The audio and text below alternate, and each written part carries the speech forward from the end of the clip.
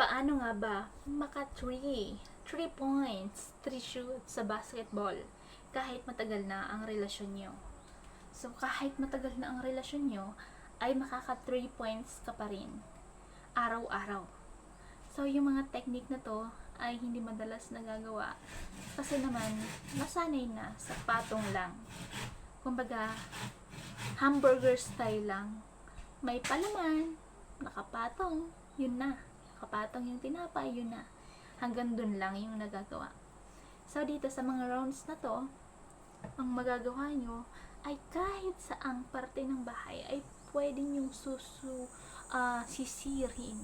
Pwede nyong sisirin para ma-experience nyo yung mga bagay-bagay na hindi nyo pa nagagawa. Pwede kayong mag 6 and 9. Pwede nyo yan gawin. Habang nasa bathroom, pwede kayong maglabanan, mag-espadahan. Yan yung mga bagay na hindi nagagawa kapag matagal na ang relasyon dahil busy na sa trabaho.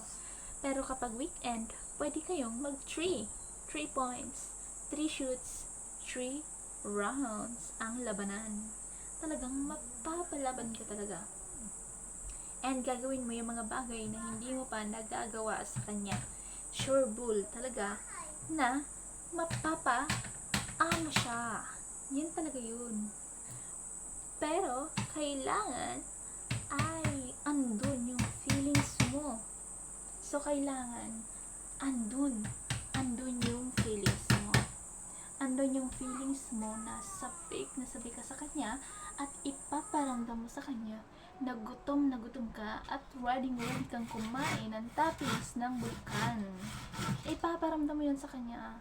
So, hanggang dyan lang ang video natin ngayon. Kung nagustuhan mo, don't forget to like, share, and subscribe para lagi kang updated sa ating mga latest videos.